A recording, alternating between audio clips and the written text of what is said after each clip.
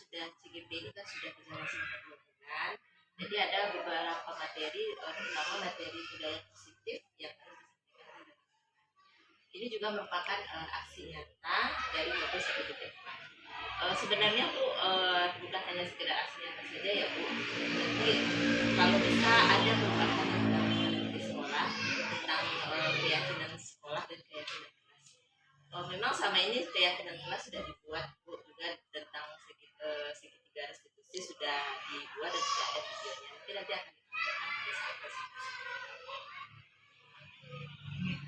Terus, jadi rencananya presentasi ini nanti akan dilaksanakan hari Senin besok, tanggal 30 Januari pulang sekolah. Hari Senin besok. Tapi kalau masalah masalah budaya positif itu kalau menurutku sangat-sangat bagus sekali. Kalau dapat apa yang kita pelajari di CGP, walaupun selama 2 bulan langsung kita terapkan, setidaknya nanti teman-teman bisa tahu juga apa itu sih program dari CGP itu sendiri. Mungkin menurut Ibu Des memang harus kita sampaikan kepada teman-teman supaya budaya positif ini walaupun itu bentuk aksi nyata nanti berupa tugas untuk lumayan, tapi memang harus kita kasih ke teman-teman bagaimana membudayakan anak-anak ini dengan adanya keyakinan kelas sama keyakinan sekolah tadi ya, disiplin positifnya juga. Semoga nanti tergerak hatinya untuk berubah mindset dan berubah pola pembelajaran dari pola lama menjadi pola yang sekarang, sehingga anak memang pembelajaran di sekolah kita ini mudah-mudahan menjadi sekolah yang sesuai dengan pembelajarannya, sesuai dengan kebutuhan anak, sesuai dengan karakteristik anak. Mungkin Ibu sangat mensupport sekali, sangat mendukung sekali, dan mudah-mudahan jadwal yang Bu Mayang rencanakan itu dapat kita laksanakan. Cuman PPT-nya apakah sudah disiapkan? Ya, insya Allah sudah siap Bu. Siap. Tinggal apa saja lagi. Tinggal pelaksanaannya saja lagi. Rencana kita jam berapa Bu Mayang? Pulang sekolah. Pulang sekolah jam 2 berarti ya. Ya, tidak apa-apa. Silakan dilanjutkan, dan Ibu sangat ACC sekali, mendukung sekali program tersebut. Semoga memang guru-guru kita ini, guru yang ada di Polri contoh ini dapat mengubah apa yang sudah yang berikan nantinya, dan dapat juga menambah pengetahuan mereka tentang program penggerak. Mungkin cuman persiapannya apa saja Bu Maya? Nanti disiapkan fokus Infokus Bu. Terus juga daftar hadirnya apa Bu? Daftar hadir. Nanti kita juga mungkin ruangan kelasnya kita susun mungkin agak diapakan supaya agak lebih besar. Iya, pokoknya intinya untuk karena pembelajaran ini pembelajaran andragogi, jadi otomatis pengelolaan kelas tidak hanya di TK saja ya Bu Mayang ya, tapi untuk teman-teman kita bagaimana supaya mereka itu nyaman dengan materi yang akan Bu Mayang sampaikan, sehingga materi yang disampaikan Bu Mayang dapat terserap oleh mereka. Sekarang kondisi nyaman-nyaman mungkin. Ya, jadi memang udah dicoba-coba juga latihan Bu untuk belajar presentasi. Ya, mungkin itu saja Bu. Terima kasih atas waktu Ibu. Ya, terima kasih banyak Bu Mayang. Ya, Ibu sebelum juga mengucapkan terima kasih banyak karena dengan program CGP aja Bu Mayang sudah sibuk ya. Tapi nggak apa-apa. Walaupun demikian, walaupun sibuk kita, yang penting ilmunya kan sudah dapat kita ambil dan dapat kita aplikasikan nantinya. Yang namanya sesuatu program baru pasti itu akan melelahkan. Itu dengan melelahkan itu pasti akan menambah pengetahuan dan pemikiran kita nantinya. Terima kasih Bu. Ya, silakan Bu Mayang.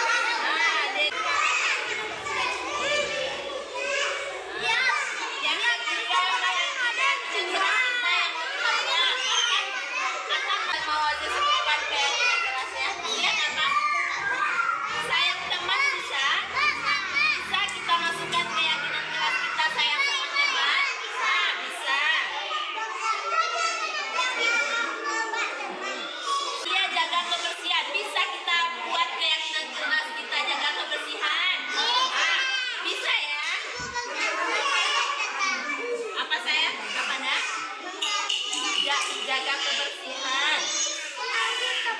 Disiplin. Disiplin kata Aisyah. Pintar. Apa sayang? Membantu teman bisa? Bisa kita masukkan? Bisa. Bisa. Membantu teman sama dengan sayang teman. Ya, bisa.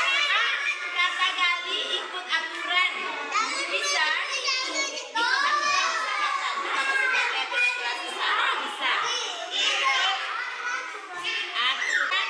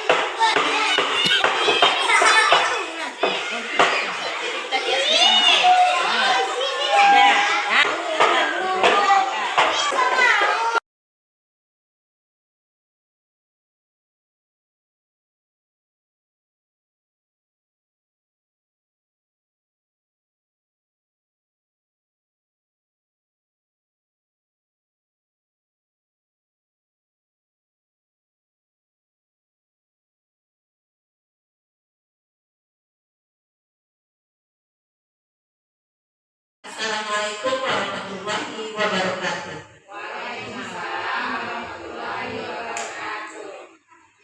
Yang pertama kepada ibu kepala sekolah, ibu sekolah, dalam menghormati majelis guru Politeknik Percontohan Kabupaten Sidoarjo. Terima kasih kepada ibu kepala sekolah dan teman-teman yang telah menyediakan waktunya dalam kegiatan ini, yaitu diseminasi budaya positif di sekolah. Pada kesempatan kali ini, diseminasi ini adalah bagaimana nanti saya akan membagikan tentang materi budaya positif tersebut dan menerapkannya di sekolah, apa-apa yang telah dipelajari di CIP. Merupakan suatu kewajiban bagi calon guru penggerak untuk memberikan materi budaya positif dan materi-materi yang lainnya kepada teman-teman sejawat yang ada di lingkungan sekolahnya. Juga nanti kepada teman-teman seprofesi yang lain. Mungkin untuk mempersingkat waktu, kita lanjut saja. Bu Ayu mengepala tangan. Bu Ayu punya sesuatu yang berharga di tangannya. Jadi Bu Ayu sekuat tenaga untuk menyimpan, tak mau memberitahu apa isi kepala tangan Bu Ayu. Silakan Bu Oja bertugas untuk menggelitik. Bu Ayu harus menjelaskan nanti sekuat tenaga. Nggak boleh dilihat. Ini nggak boleh dikasih tahu. Ini pokoknya berharga, nggak boleh ada yang. Silakan Bu Oja. Kepala tangan Ayu.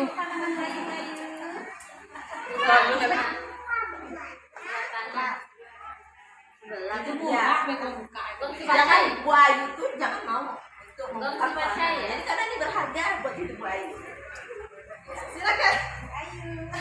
Cabi dalam tuyul.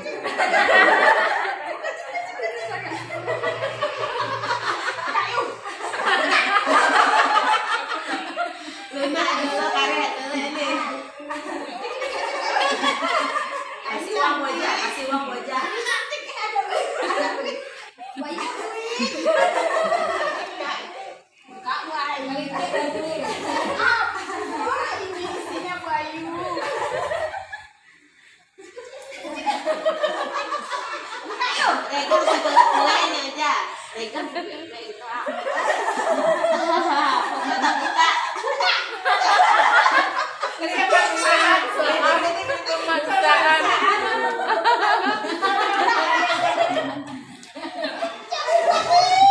Nah, oke. Nah, jadi ibu-ibu dari kegiatan tadi pengepalan tangan ada beberapa pertanyaan yang timbul. Apakah Bu Oja atau Bu Ayu membuka kepala tangannya? Mengapa? Apa alasan Bu Ayu atau B membuka kepala tangannya? Jadi siapa yang mau menjawab?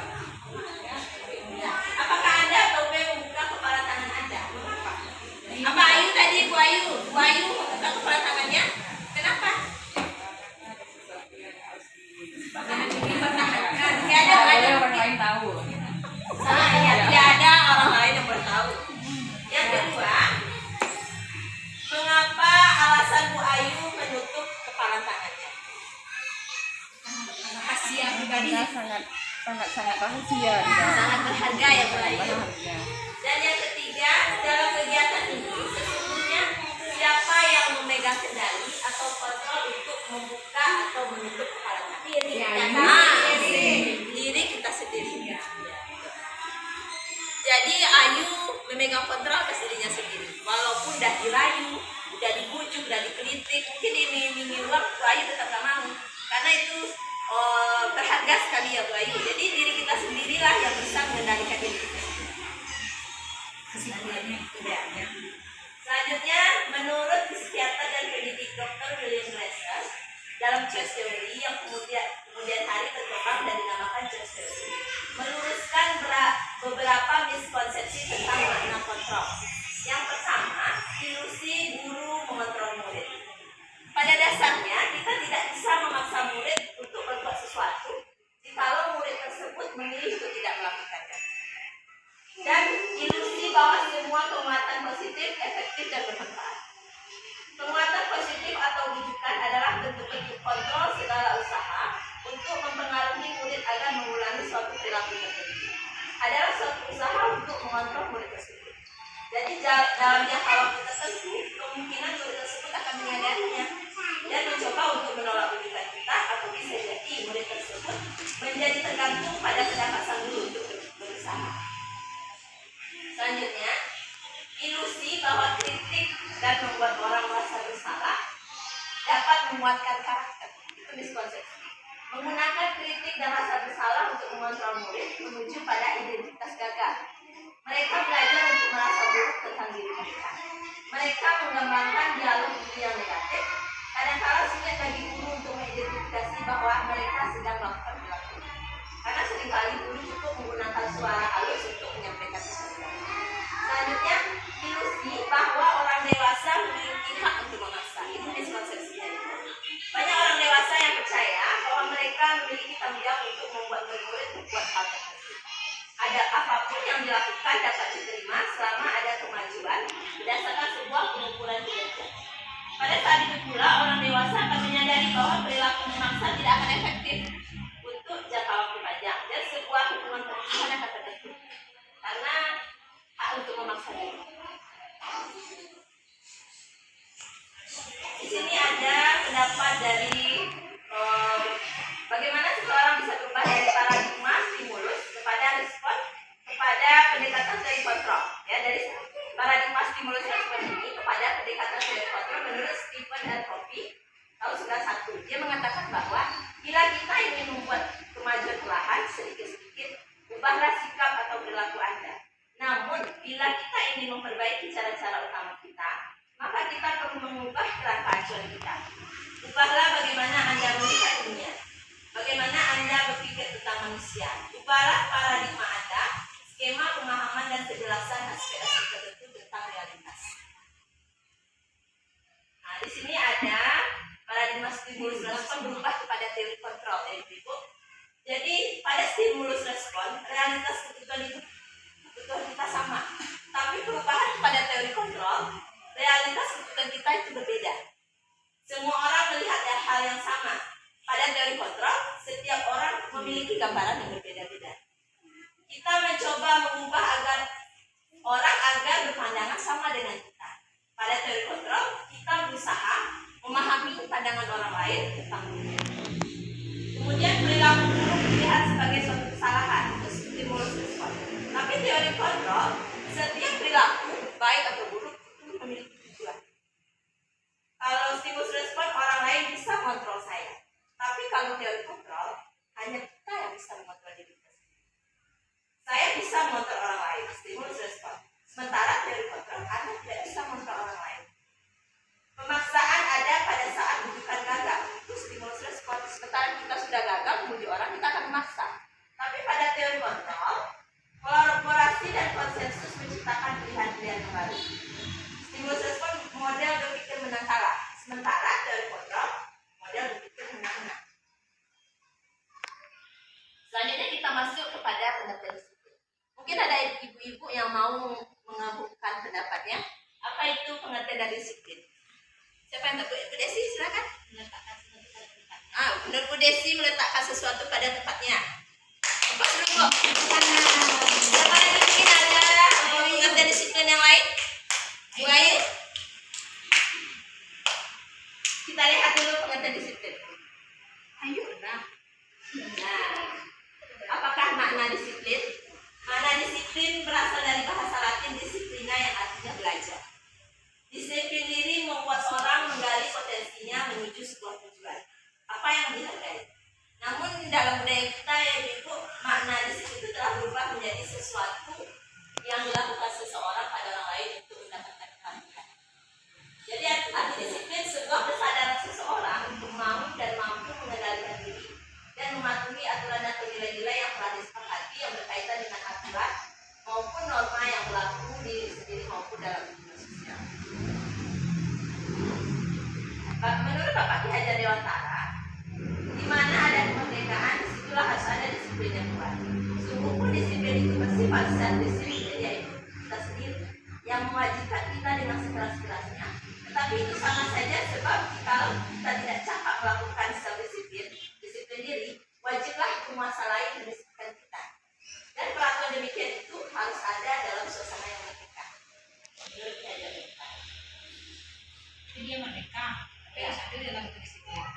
Jadi menurut Ki Hajar Dewantara ini sejalan dengan pandangan Diane Boston dalam bukunya Restruktur Disiplin 2001. Menurut Diane, disiplin itu tadi belajar ya. Kemudian kata disiplin juga berasal dari akar kata yang sama dengan disiplin atau murid atau pengikut. Untuk menjadi seorang murid atau pengikut, seseorang harus paham betul mengapa mereka mengikuti suatu aliran atau ajaran tertentu, sehingga motivasi yang terbangun dalam diri mereka adalah motivasi intrinsik dari dalam, bukan motivasi ekstrinsik atau dari luar. Kita masuk pada teori motivasi hubungan kepada dari sisi. Nah, ini ada pertanyaan ibu-ibu. Pernahkah Anda melakukan sesuatu untuk mendapatkan senyuman dari orang lain? Pernah? Pernah? Pasti pernah ya. Pernahkah ingin mendapatkan hadiah atau uang? Pernah.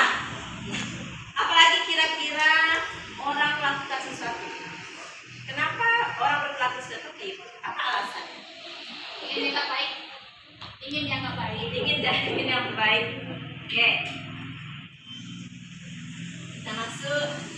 Menurut Diane Boston dalam bukunya Restruktur Disiplin ada 3 motivasi perilaku manusia. Yang pertama, yang motivasi perilaku manusia itu mereka menghindari ketidaknyamanan atau hukuman. Jadi seseorang berperilaku itu karena dia menghindari hukuman atau tidak nyaman, ya, itu termasuk motivasi eksternal. Yang kedua, mereka melakukan sesuatu yang ingin mendapatkan imbalan atau penghargaan dari orang lain. Ini juga eksternal, motivasi eksternal. Yang ketiga, untuk menjadi orang yang mereka inginkan, menghargai diri sendiri dengan nilai-nilai yang mereka percaya. Itu motivasi dalam diri internal. Jadi menurut ibu-ibu, mana yang baik? 1, 2, 3. 3. Jadi kebanyakan kita yang mana? Nomor 2 ya ibu. Nah, jadi tujuan dari disiplin positif ini adalah menanamkan motivasi yang ketiga tadi. Itu tujuan disiplin positif kita pada murid-murid kita, yaitu menjadi orang yang mereka inginkan dan menghargai diri sendiri dengan nilai-nilai yang mereka percaya. Ketika murid-murid kita memiliki motivasi tersebut, motivasi intrinsik, mereka telah akan berdampak jangka panjang. Jadi motivasi tersebut tidak akan terpengaruh pada hukuman atau hadiah. Walaupun dia dihukum, walaupun dia diberi hadiah, tidak akan terpengaruh. Itu motivasi dari dalam. Jadi mereka akan tetap berperilaku baik dan berlandaskan nilai-nilai kebajikan karena mereka ingin menjadi orang yang menjunjung tinggi nilai-nilai yang mereka hadiri. Jadi nanti ada mungkin contoh kemarin Ziad ya, mamanya cerita. Jadi Ziad nanti baik-baik di sekolah ya, nanti ibu kasih hadiah, kata ibu. Mamanya ngantuk bu. Jadi itu kan Ziad, kapan kita bisa ngasih hadiah terus kan nggak mungkin kan. Jadi Ziad kalau mau berlaku baik kasih hadiah. Kalau berbaik kasih hadiah. Jadi seperti itu. Ini contoh.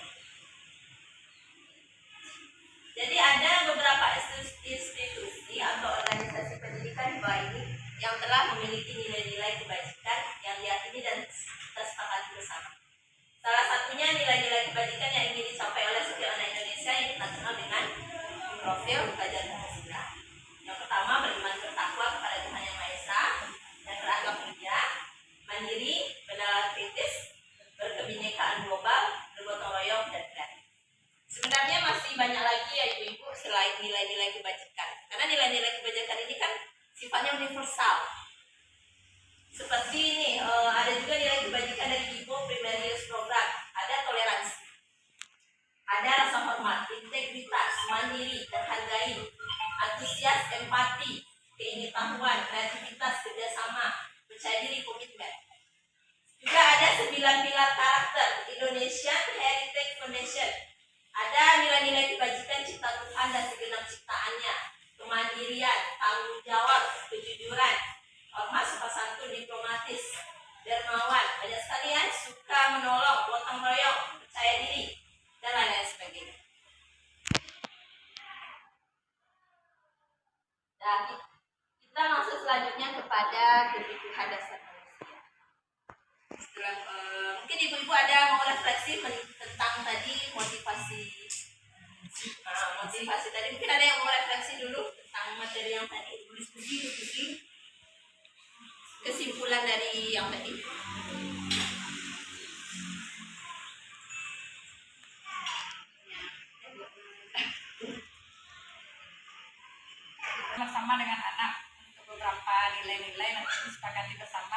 nanti kalau mereka tidak mentaati yang telah sepakat tadi, nanti kita kembalikan sesuai aturan yang telah dibuat tadi. Ya itu nanti kita akan masuk nanti keyakinan kelas. Ada keyakinan nanti mereka sendiri yang memunculkan peraturan itu. Jadi seandainya mereka melanggar, nanti kembalikan lagi. Kembalikan ke kesepakatan kelas, keyakinan kelas. Nanti untuk kesepakatan kelas, anak-anak nanti siapa yang membuat. Ya, nanti akan sampai ke sana berarti. Jadi intinya kita ini kita udah apa ya Bu? Udah nggak ada lagi dukungan penghargaan kayak hadiah gitu kan. Nanti kan motivasi ada 3 tadi. Iya. Ekstrinsik 2 tadi kan. Intrinsik 1 tadi ya. Jadi yang kayak kebanyakan yang kita pakai kan yang ekstrinsik. Kalau kita kan memang motivasi intrinsik dari dalam diri anak sendiri. Jadi bukan karena hadiah, pengumuman. Awak sebagai guru kok bisa menggali yang motivasi intrinsik tuh. Dan hanya berupa hadiah, berupa hukuman yang kita tampilkan. Ya. Nanti kita akan masuk nanti ke Piatri, ke keyakinan kelas dan restitusi. Ada nanti apanya sama dari selanjutnya ya. Kita lanjut kebutuhan dasar manusia. Ya, di sini ada menurut William Glasser dalam choice theory. Jadi ada kebutuhan dasar manusia. Yang pertama kebutuhan bertahan hidup, yaitu seperti kesehatan, rumah dan makanan. Dan yang kedua kasih sayang dan rasa diterima, itu kebutuhan untuk diterima. Jadi kebutuhan kasih sayang dan rasa untuk diterima meliputi kebutuhan akan hubungan dan koneksi sosial, kebutuhan untuk memberi dan menerima kasih sayang, dan kebutuhan untuk merasa menjadi bagian dari suatu kelompok. Dan yang ketiga penguasaan, kebutuhan penguasaan, kebutuhan pengakuan atas kemampuan, berhubungan dengan kekuatan untuk mencapai sesuatu, menjadi kompeten, menjadi terampil, diakui, prestasi, dan keterampilan kita didengarkan dan memiliki rasa harga diri. Yang keempat, kebebasan, kebutuhan akan pilihan, kebutuhan akan kemandirian, otonomi, memiliki pilihan dan mampu mengendalikan arah hidup seseorang. Anak-anak dengan kebutuhan kebebasan yang tinggi ini dia menginginkan pilihan. Mereka perlu banyak bergerak, suka mencoba-coba, tidak terlalu terpengaruh orang lain dan senang mencoba hal-hal baru dan menarik. Selanjutnya kebutuhan akan kesenangan. Ini seperti kita ya ibu-ibu, untuk kesenangan mudah dipenuhi oleh tugas kita mau jalan-jalan. Kita ada tuh merasa senang. Kebutuhan akan kesenangan adalah kebutuhan untuk mencari kesenangan, bermain dan ketawa. Jadi itu kebutuhan, ada 5 kebutuhan dasar kita. Ini ada kasus ya ibu-ibu. Kita bisa kerjakan bersama. Ibu Ambar, guru wali kelas, dia sedang bingung menghadapi ulas salah satu muridnya di kelas. Namanya Doni. Jadi beberapa anak di kelas telah datang padanya dan mengeluhkan Doni yang seringkali meminta bekal makan siang mereka dengan paksa. Jika kita menghadapi suatu situasi seperti Ibu Ambar ini, apa yang akan kita lakukan? Menurut ibu-ibu, kenapa Doni melakukan hal tersebut? Kita sesuaikan dengan kebutuhan kita tadi. Apa yang mendasari Doni melakukan tersebut? Apa kebutuhan yang ini Doni penuhi? Siapa yang mau? Aku aja. Bingung menghadapi yang berdiskusi dengan Doni menanyakan kenapa dia melakukan hal itu. Ya, berdiskusi dengan Doni kenapa Doni melakukan hal tersebut. Mungkin ada pendapat lain? Makasih Bu Yutri.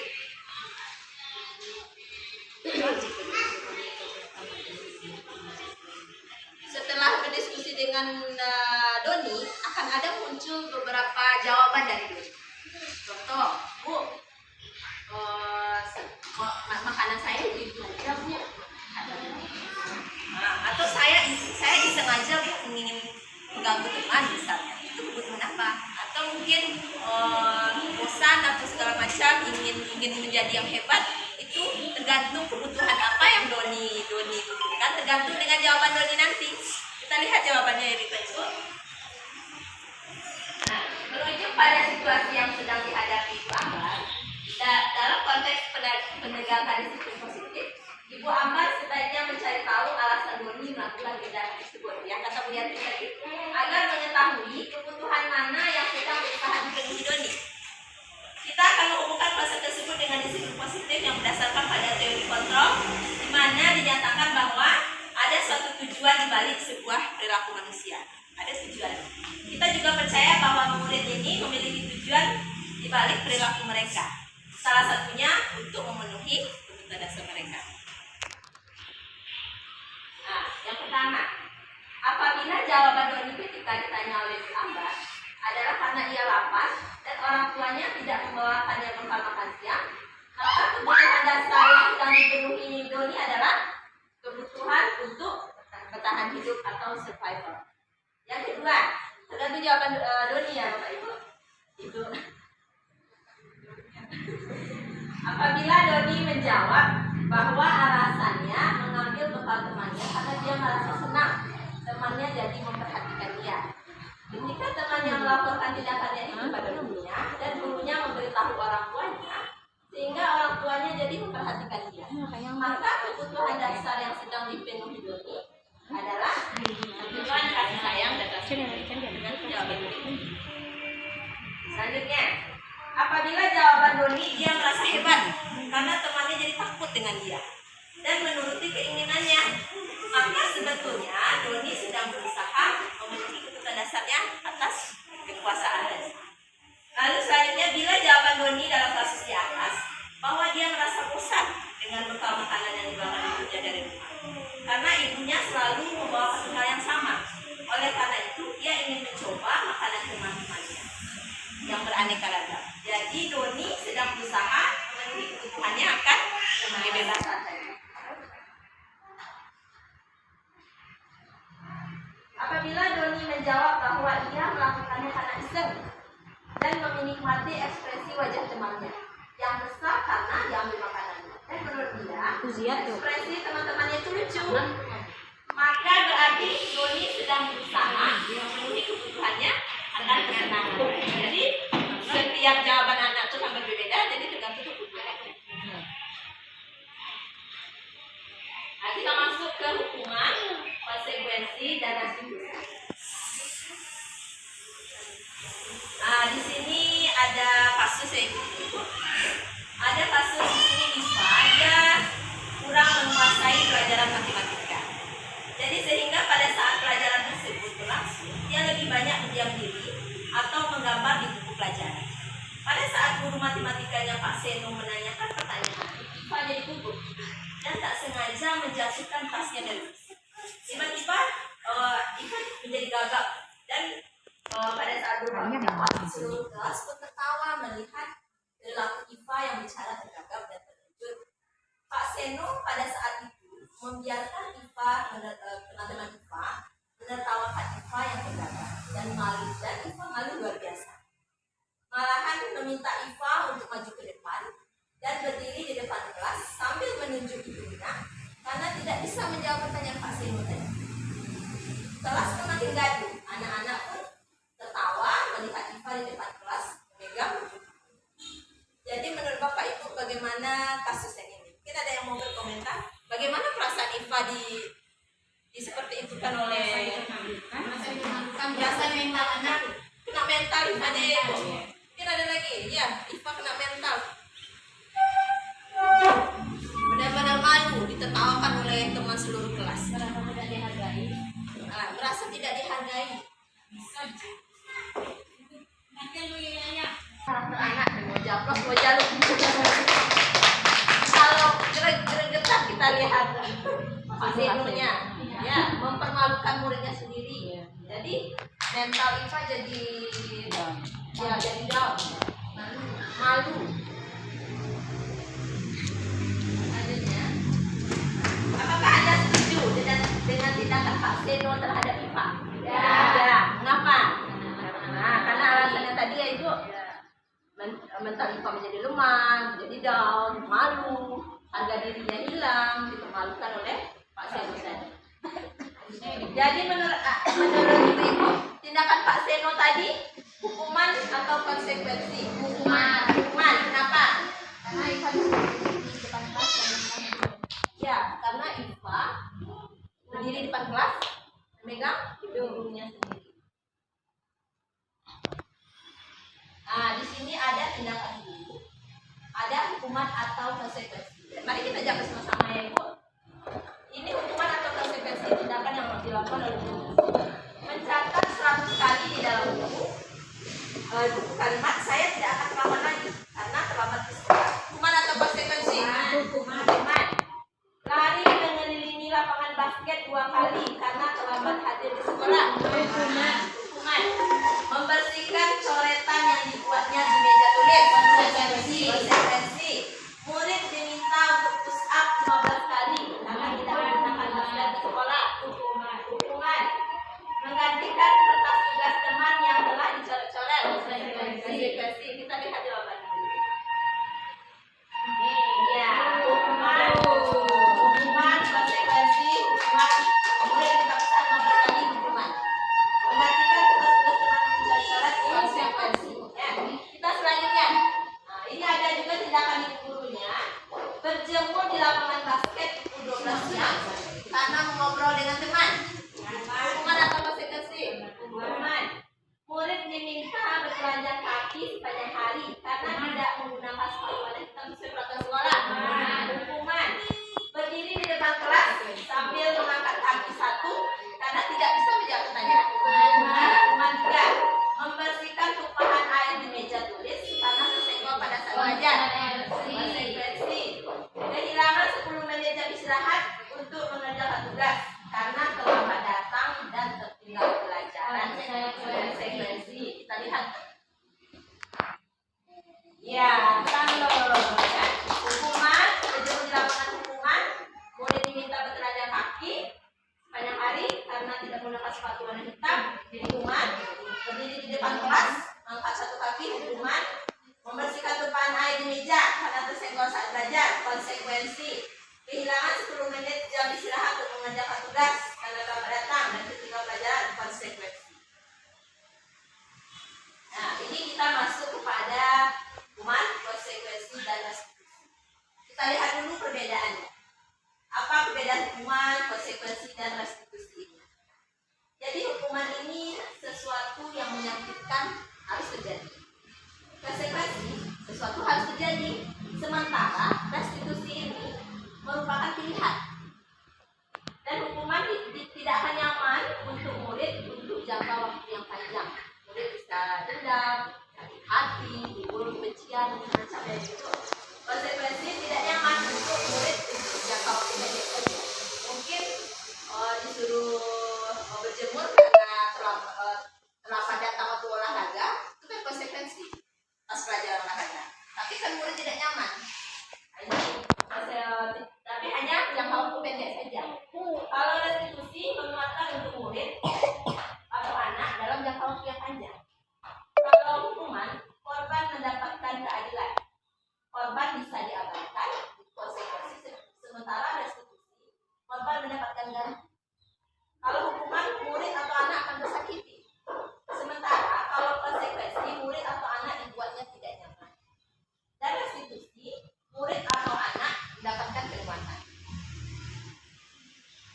Nah, di sini hukuman perilaku agresi mengikat, penguatan hanya bertahan dalam jangka waktu pendek, itu konsekuensi.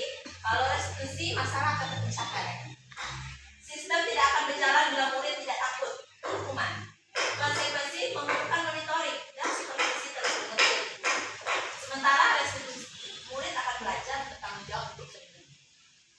Hukuman berlaku hanya pada sebuah institusi, tidak berlanjut pada kehidupan nyata.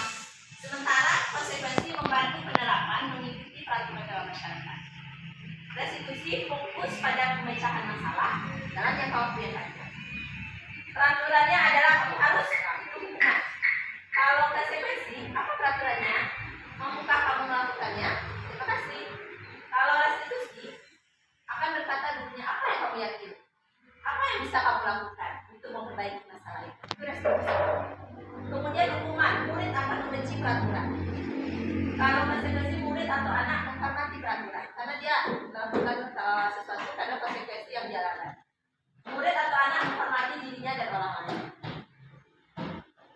Ini juga, ini kata-kata negatif. Kalau konsekuensi netral dan sementara restitusi positif. Kalau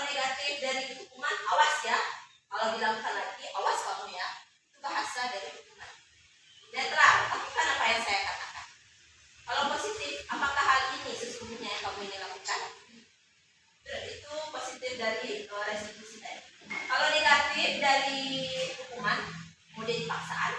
Kalau netral dari konsekuensi stimulus respon tadi. Kalau positif dari restitusi tadi itu teori kontrol tadi.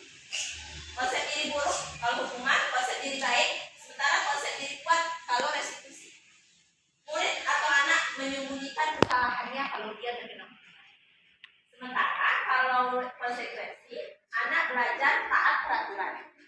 Kalau restitusi, anak belajar memecahkan masalahnya. Hukuman mencoba mengontrol anak dengan penguatan negatif, membayar impas kesalahan. Kalau konsekuensi mencoba mengontrol anak dengan penguatan yang positif.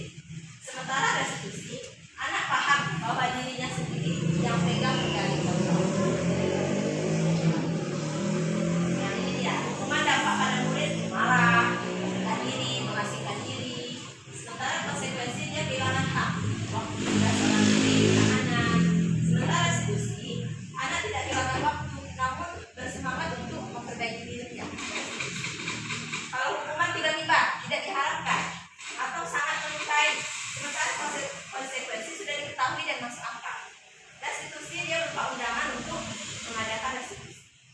Kalau hukuman kita yang buat, guru, konsekuensi kita buat antara guru dengan anak. Kalau restitusi memang anak yang membuatnya.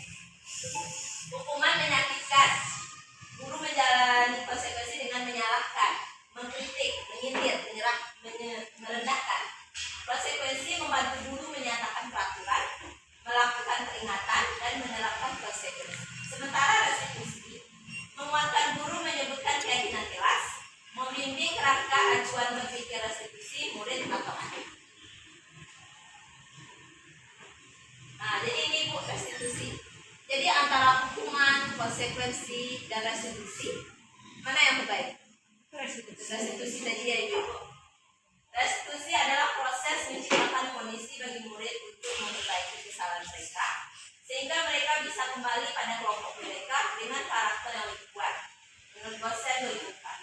Restitusi juga merupakan proses kolaboratif yang mengajarkan murid untuk mencari solusi untuk masalah mereka dan membantu murid berpikir tentang orang seperti apa yang mereka inginkan dan bagaimana mereka harus memperlakukan orang lain. Dosen tahun 96. Nah, ini kita masuk ke 5 posisi kontrol. Jadi kita lihat dulu. Nah, ada 5 posisi kontrol. Ada penghukum. Seorang penghukum bisa menggunakan hukuman fisik maupun verbal. Jadi orang-orang yang menjalankan posisi penghukum ini senantiasa mengatakan bahwa sekolah memerlukan sistem atau alat yang dapat lebih mendekat murid-murid lebih dalam lagi. Jadi guru-guru yang menerapkan posisi penghukum ini dia berkata seperti ini, patuhi aturan saya atau awas, kamu selalu saja salah, pasti selalu yang terakhir selesai. Jadi guru seperti ini senantiasa percaya hanya ada satu cara agar pembelajaran bisa berhasil, yaitu dengan cara dia sendiri. Jadi penghukum ini suaranya tinggi, ada suara tinggi, matanya melotot, bisa menunjuk-nunjuk atau menghadik-hadik anak didik. Itu penghukum. Posisi kontrol yang kedua, pembuat merasa bersalah. Nah, pada posisi ini biasanya guru suaranya lembut. Jadi menggunakan keheningan yang membuat orang lain merasa tidak nyaman, bersalah atau rendah. Jadi kata-kata yang keluar dari dengan lembut itu seperti ini. Ibu sangat kecewa sekali dengan kamu. Lembut. Itu berarti posisi kontrolnya membuat merasa bersalah. Berapa kali Bapak harus memberitahu kamu ya? Gimana coba kalau orang tua kamu tahu kamu tidak? Jadi ibu udah capek nih, Kak, kasihan sama ibu. Nah, itu termasuk membuat rasa bersalah. Ya. Jadi di posisi ini murid akan memiliki penilaian diri yang buruk tentang diri mereka. Itu bahaya loh. Bahaya itu. Murid merasa tidak berharga dan telah mengecewakan orang-orang yang saya. Jadi menurut Bapak itu pernah nggak kita membuat rasa bersalah? Pernah. Jujur ya. Malah itu yang sering ditampilkan. Kalau di karya udah ibu aja ibu. Pasti pernah kayak gitu. Jadi ada suaranya membelah. Kalau menurut awak tuh kan lah bahasa baik lah gitu dah, lah bahasa lembut yang awak sampaikan mah, dah kira tuh bebayu lah kira ya. Melukai dengan Ya melukai dengan melukai perasaan anak yaitu nada suaranya membelas, ya halus, sedih, bahasa tubuhnya merapat pada anak. Jadi misalnya gini, Adi, kamu ini gimana ya? Kamu udah janji sama ibu tidak akan terlambat lagi. Kamu kenapa ya senang sekali mengecewakan ibu? Ibu benar-benar kecewa sekali. Jadi anak merasa bersalah, membuat kita yang membuat anak merasa bersalah. Posisi kontrol yang ketiga, teman. teman boleh recak dah. Posisi ini tidak akan menyakiti murid, Ibu. Tuh Tapi tetap berupaya mengontrol murid melalui persuasi. Jadi posisi teman pada guru bisa negatif, bisa positif. Positif di sini berupa hubungan baik yang terjalin antara guru dan murid. Nah, jadi terjalin hubungan baik. Guru di posisi teman menggunakan hubungan baik dan humor untuk mempengaruhi seseorang. Mereka akan berkata seperti ini. Ayo bantulah demi ibu ya. Itu teman. Ayo ingat tidak bantu ibu sama ibu. Itu posisi teman. Ya sudah, kali ini tidak apa-apa. Nanti ibu bereskan. Itu bahasa kata-kata yang keluar dari posisi kontrol teman. Hal negatifnya apa? Dari posisi teman ini. Jadi bila suatu saat guru tersebut tidak membantu, maka murid itu akan kecewa dan berkata, saya pikir bapak ibu teman saya. Jadi dia merasa kecewa dan tidak mau lagi berusaha. Ketawa-ketawa Bayu, merasa Bayu. Hal lain yang mungkin udah dibuat teman dah Bu Ayu. Ya, murid hanya akan bertindak untuk guru tertentu saja. Dia akan teman tadi. Ya, dan tidak untuk guru lain. Ya. Jadi gurunya saja. Murid akan tergantung pada guru tersebut. Jadi nada teman ini suaranya lama, akrab, bercanda, bahasa tubuhnya merapat pada murid. Mata dan senyumnya cemata. Adi, ayolah, bagaimana sih kamu? Kemarin kamu sudah janji ke bapak bukan? Kenapa terlambat lagi? Sambil tertawa. Ya sudah, tak apa-apa, duduk dulu sana. Nanti Pak Guru bantu kamu ini. Nah, sambil senyum-senyum. Itu pasti teman. Memantau ini berarti kita bertanggung jawab atas perilaku orang-orang yang kita awasi. Posisi pemantau berdasarkan pada peraturan-peraturan dan konsekuensi. Jadi dengan menggunakan sanksi atau konsekuensi. Jadi kita dapat memisahkan hubungan pribadi kita dengan murid. Sebagai seseorang yang menjalankan posisi pemantau, pertanyaan yang diajukan seorang pemantau seperti ini. Peraturannya apa? Apa yang telah kamu lakukan? Pemantau. Sanksi atau konsekuensinya apa?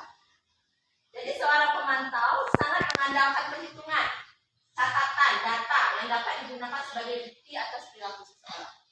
Posisi ini akan menggunakan stiker, catatan, daftar cek. Jadi posisi pemantau ini berawal dari teori stimulus respon tadi yang menunjukkan tanggung jawab guru dalam mengontrol murid.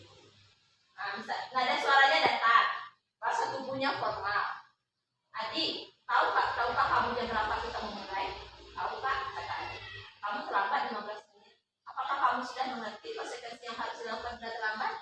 Kata bapaknya itu posisi pemantau. Paham Pak, saya harus tinggal kelas pada jam istirahat nanti dan mengerjakan tugas untuk ketinggalan saya. Ya benar. Nanti pada saat jam istirahat, kamu harus tinggal di kelas untuk menyelesaikan tugas dan ketinggalan. Saya itu posisi pemantau. Nah, ini yang posisi terakhir, manajer.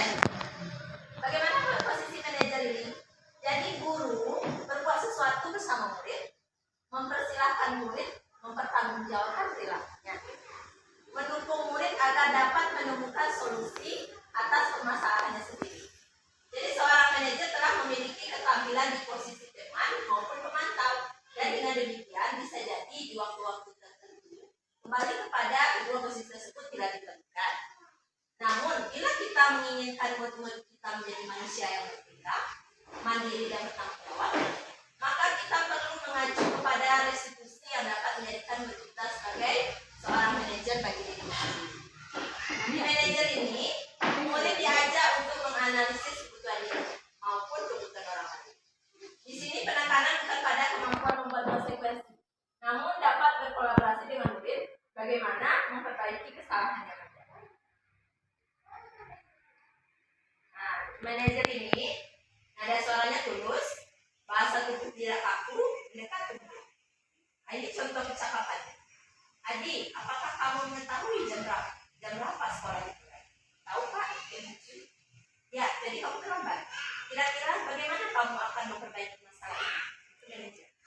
Ya, saya bisa menanyakan teman saya Pak untuk mengajar tugas yang tertinggal. Baik, itu bisa dilakukan. Apakah besok akan ada masalah untuk kamu agar bisa hadir tepat waktu ke sekolah? Tidak Pak, saya bisa hadir tepat waktu. Baik, saya hargai usahamu untuk memperbaiki. Itu yang manajer.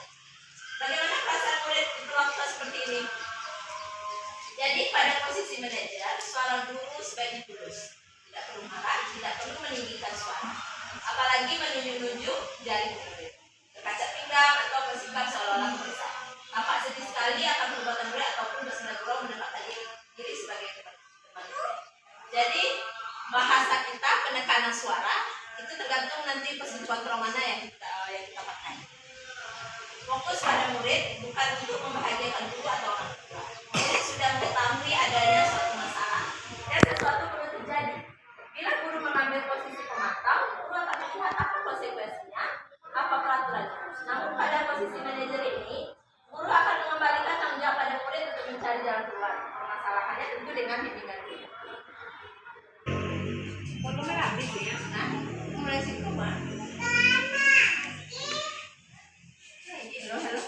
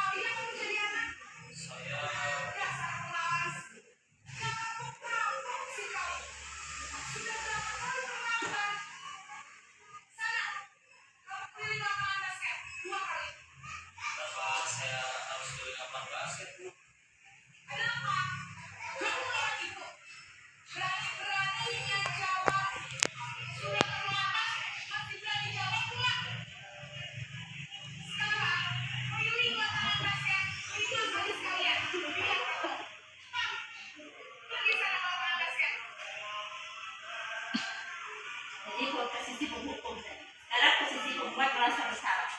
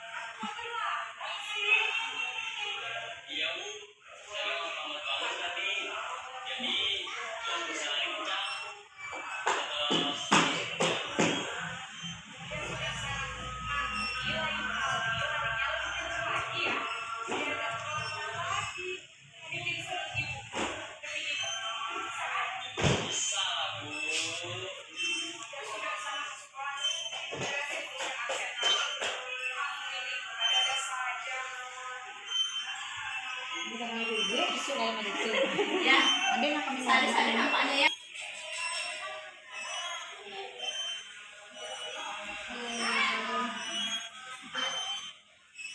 Nanti kita yang banyak belajar.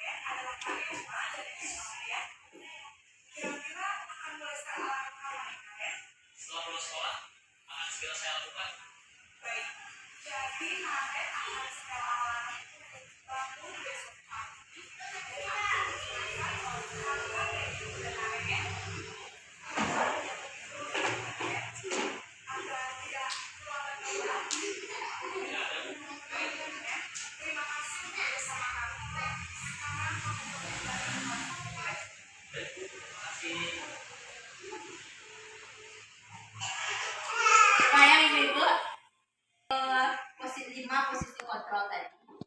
Mungkin yang mana yang sering rasanya pemberi masalah, teman, pemantau, manajer. Dan tadi apa yang paling apa sekali? Yang pertama. Mungkin kita ini kadang-kadang ya, Bu. Kita lanjut.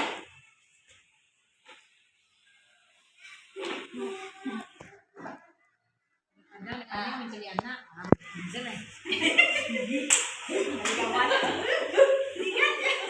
Ya, jadi lihat tuh.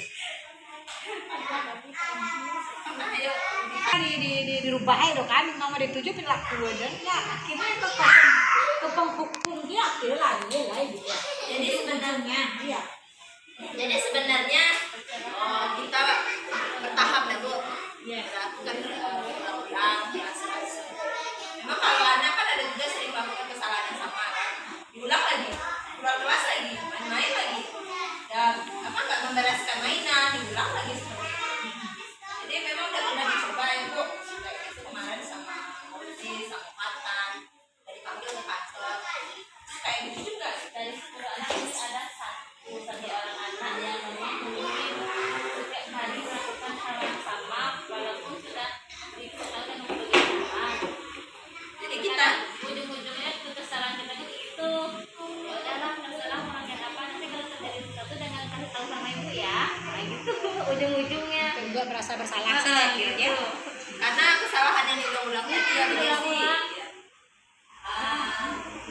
Jadi kita masuk nanti jadi sebenarnya posisi manajer ini, Bu, yang paling memang anak-anak tuh kesalahannya diulang lagi. Itu kesabaran, dilatih kesabaran. Berarti intinya berarti di setiap tindakan anak memang posisi manajer yang harus kita terapkan. Walaupun dengan posisi penghukum itu endingnya, tapi tetap itu dengan posisi manajer itu yang Biasakan aja. itu intinya. Posisi manajernya yang harus dibiasakan lagi. Posisi manajer itu kan memberikan pilihan ke anak. Jadi apa yang kamu yang cari? Iya, Cari solusi. iya, anak itu yang menentukan sendiri gitu. Maunya seperti apa lagi? Kalau misalnya kasusnya untuk itu lumayan kan, misalnya makan air minumnya, menumpahkan air minum, terus sekarang tuh sama anak tuh air minum siapa yang tumpah? Saya bu, apa yang harus dilakukan kalau airnya tumpah? Saya ambil lap, silakan lap. Apakah itu termasuk manajer? Manajer? Ya, Manajer itu. memberikan pilihan. Iya. Nah, menerapkan posisi manajer untuk anak didengarkan. Jadi sebenarnya kita bertanya ke anak, ada nilai-nilai universal tadi. Nanti kita buat keyakinan kelas. Nanti ada keyakinan kelas yang udah dibuat sama anak. Jadi pada saat anak melakukan kesalahan, kita ingatkan lagi, teman-teman, kita kemarin kan sudah membuat keyakinan kelas. Apa saja keyakinan kelas kita kemarin? Coba teman sebutkan. Jadi menurut teman-teman tadi, teman-teman keluar kelas itu keyakinan kelas mana yang teman-teman? Jadi itu bahasa. Itu kan makanya itu kan proses, dia kan proses bertahap kita. Jadi memang kita harus terbiasa lagi dengan posisi manajer ini. Karena kan dari empat posisi tadi, memang manajer yang terbaik kan. Ini, jadi kita membuat kebiasaan dulu. Dari kebiasaan-kebiasaan positif, nanti berubah menjadi karakter-karakter positif. Jadi setelah dari karakter positif ini nanti akan budaya. Nah itulah yang budaya positif tadi. Ya, tentu kita juga ada saja kerja sama orang tua kan, kolaborasi dengan orang tua, itu tidak bisa kita sendiri ya. Jadi harus ada diskusi komunikasi dengan orang tua dengan tentang perilaku anak. Ada pertanyaan semantik, mengapa keyakinan kelas? Mengapa tidak peraturan kelas saja? Mengapa adanya keyakinan kelas sangat penting untuk terbentuknya sebuah budaya masyarakat? Bagaimana mewujudkan sebuah keyakinan kelas yang efektif? Jadi seperti tadi ya Ibu, kita mulai kebiasaan-kebiasaan berubah menjadi karakter, nanti akan dia membudaya, itulah yang budaya positif tadi yang ada di sekolah. Jadi menurut Bapak Ibu, kenapa dari materi kita tadi, mengapa keyakinan kelas? Kenapa bukan peraturan? Karena peraturan itu kebiasaan dilanggar. Ya, Dilanggar itu. Terus jadi sifatnya hanya sementara. Ya. Wajar. Jadi mengapa adanya keyakinan kelas sangat penting untuk terbentuknya budaya positif? Seperti tadi kan, dengan kebiasaan-kebiasaan terbentuklah karakter dan akan membudaya menjadi budaya positif. Bagaimana mewujudkan sebuah keyakinan kelas yang efektif?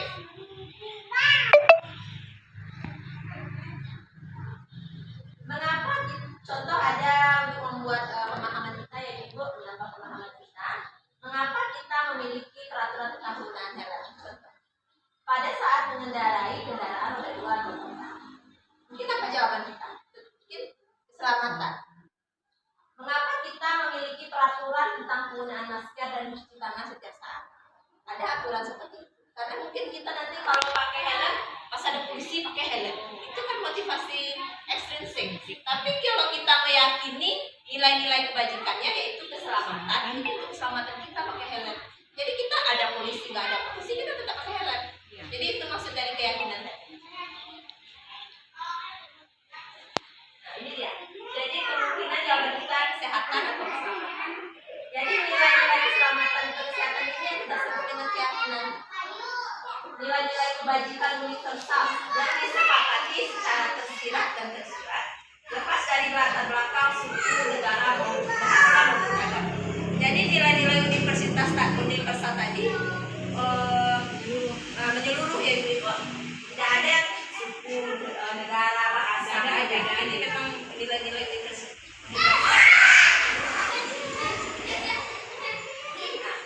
Nilai-nilai kebajikan bahwa menekankan pada keyakinan seseorang akan lebih memotivasi seseorang dari dalam.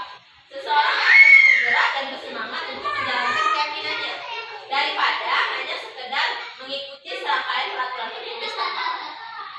Murid-murid pun demikian. Mereka perlu mendengarkan dan memahami arti sesungguhnya tentang peraturan-peraturan yang diberikan. Apa nilai-nilai kebajikan di balik peraturan tersebut? Apa tujuan utamanya? Dan menjadi tidak tertarik atau takut sehingga hanya sekedar mengikuti serangkaian peraturan-peraturan yang mengatur mereka tanpa memahami tujuan dia. Jadi mereka hanya patuh, tidak tahu apa maksud kepatuhan itu. Jadi tidak ada keyakinan dalam dirinya itu. Contoh, kita harus belajar saling menghormati. Ya, menghormati memang karena misalnya disuruh, sama guru misalnya. Jadi nggak ada keyakinan dari dirinya itu menghargai guru, harus disuruh salaman dulu.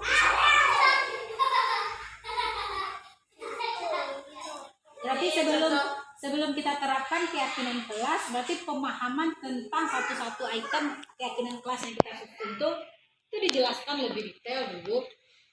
Iya kan? Contohnya misalnya satu, apa keyakinan kelasnya contohnya? Misalnya tanggung jawab. Ya, tanggung jawab. Gambarkan bentuk tanggung jawab itu seperti apa. Ya, habis beberapa menit untuk menjelaskan keyakinan kelas dulu. Kalau hanya sekedar membaca, satu keyakinan kelas, satu tanggung jawab. Yang tanggung jawab itu mereka tidak memahami apa itu tanggung jawab. Ya, itu.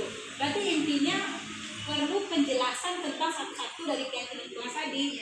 Biar gak ini penyampaiannya gitu. Biar gak ini menjelaskannya gitu. Mungkin 5 menit itu diingatkan terus tanggung jawab itu seperti apa. Gitu lah ya. Kalau macam ini akan aturan biasanya aturan kelas sobek tuh. Dibacakan terus. Berarti per poin tadi. Iya, per poin itu dipahami gitu. Dia habis 10 menit untuk memahami itu dulu. Nah, yang penting lah teriyakini kan ini keyakinan diboleh karena keyakinan itu memang dari dalam diri lah itu. Wah, yakin bahwasanya satu keyakinan itu memang berdampak yang baik kepada karakternya. Jadi kan ada Tidak hanya sekedar hafalan, tidak sekedar hanya peraturan saja. Iya, mereka itu mengungkapkan Anak mematuhi tapi tidak tahu maknanya. Iya, maknanya itu. Kenapa saya harus mematuhi peraturan ini? Tidak tahu. Berarti lumayan misalnya ada yang tidak mengerti keyakinan kelas tadi. Caranya lagi lumayan. Itu restitusi kan. Ada nanti masuk ke segitiga restitusi. Nah, jadi kan kita pas membuat ini Bu keyakinan kelas, bisa kita juga buat keyakinan sekolah. Jadi mungkin nanti kita sediakan hari atau apa untuk membuat keyakinan sekolah. Jadi keyakinan sekolah nanti kita akan menurut pribadi kita masing-masing.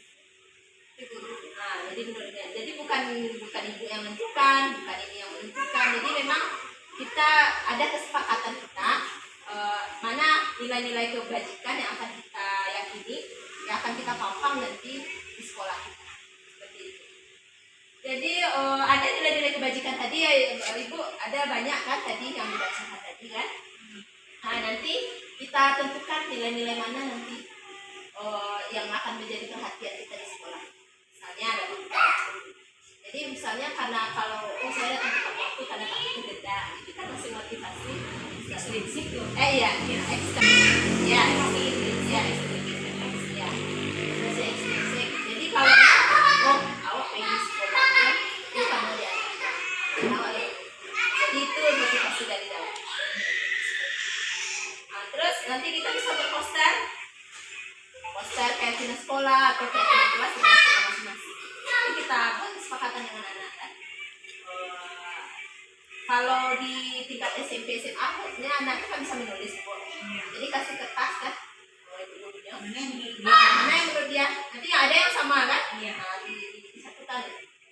Ada yang lihat video-video teman-teman yang membuat keyakinan kelas SMP SMA. Tapi kalau kita TK kan anak nggak bisa nulis. Jadi kan tanya jawab nanti Bu Mayang nulis. Besoknya Bu di Bu Mayang buat di kertas, ketik nanti anak tinggal nempel aja lagi. Diulang lagi kan?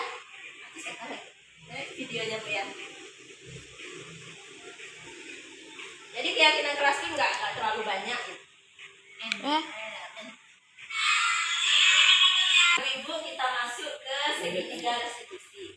Jadi segitiga restitusi ini ada yang pertama menstabilkan identitas, yang kedua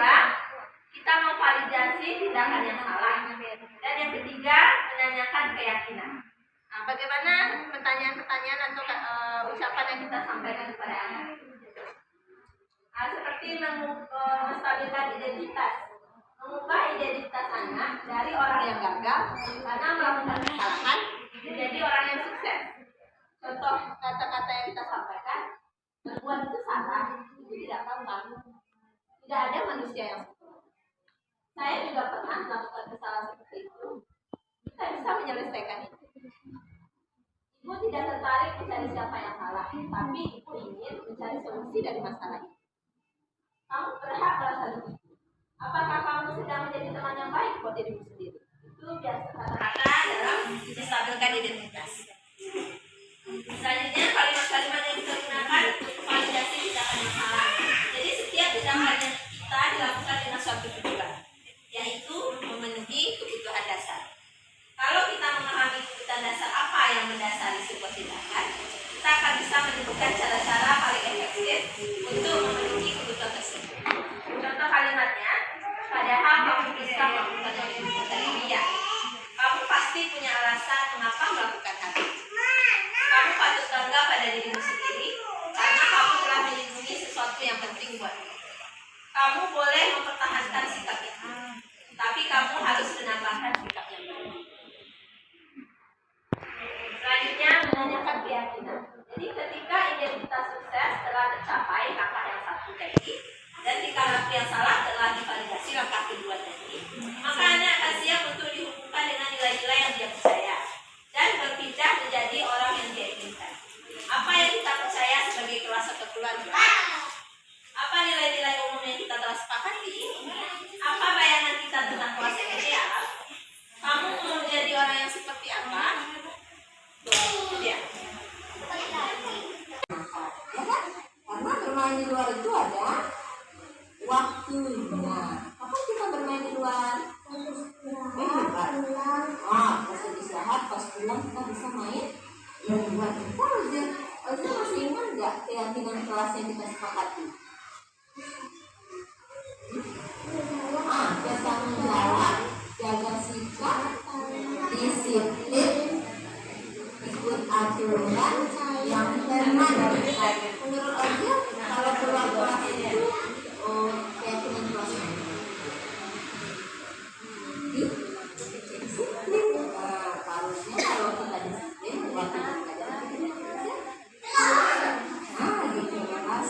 Besok Ojil bisa berperilaku baik, lebih baik lagi, bisa.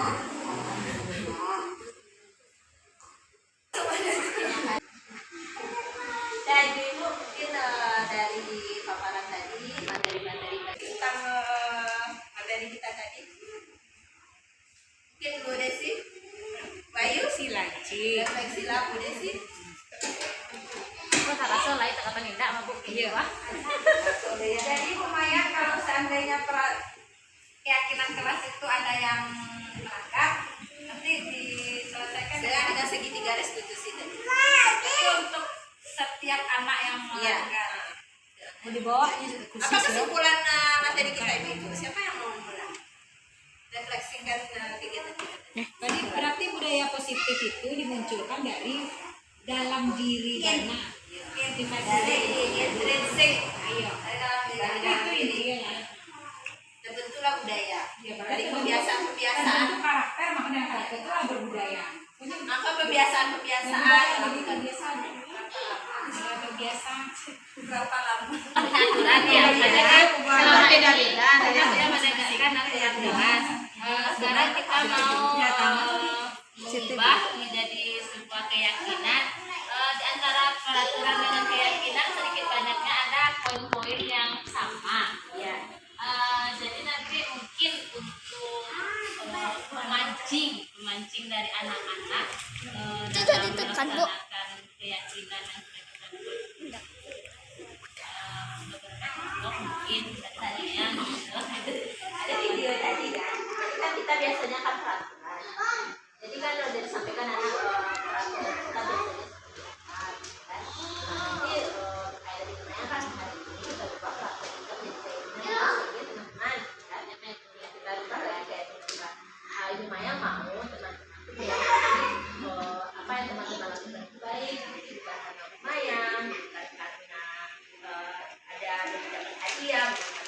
jadi teman-teman sendiri yang ingin melaksanakan kayak gitu.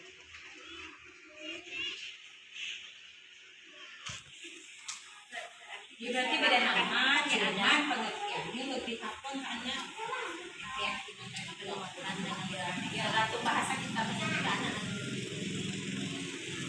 satu menjadi ngerti ya kan?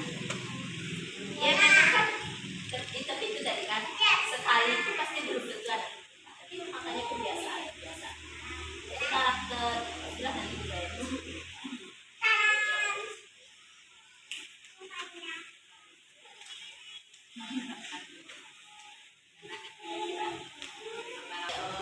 dari materi budaya positif bermanfaat. Semoga apa yang disampaikan tadi bermanfaat dan bisa benar-benar membentuk budaya menjadikan budaya positif yang ada di sekitar. Amin. Assalamualaikum warahmatullahi wabarakatuh.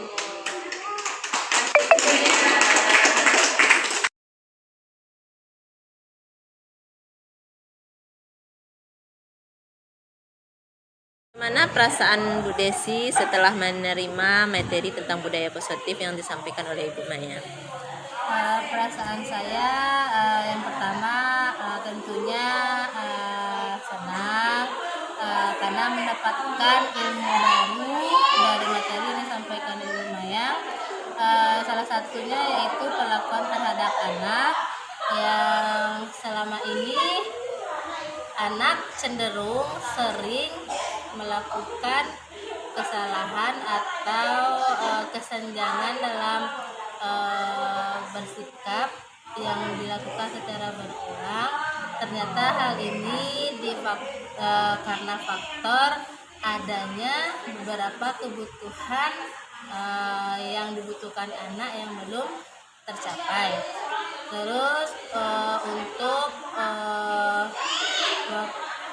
penegasan kepada anak, kurangnya dalam pemberian keyakinan kelas, mungkin yang masih terlalu longgar atau tidak mendapatkan kesepakatan dari anak. Terus selanjutnya untuk saya sebagai seorang guru yang selama ini cenderung sebagai guru pembuat merasa bersalah terhadap anak, setelah mendapatkan materi dari Bu Mayang, kontrol guru kepada anak yang terbaik bagi saya adalah yaitu sebagai manajer.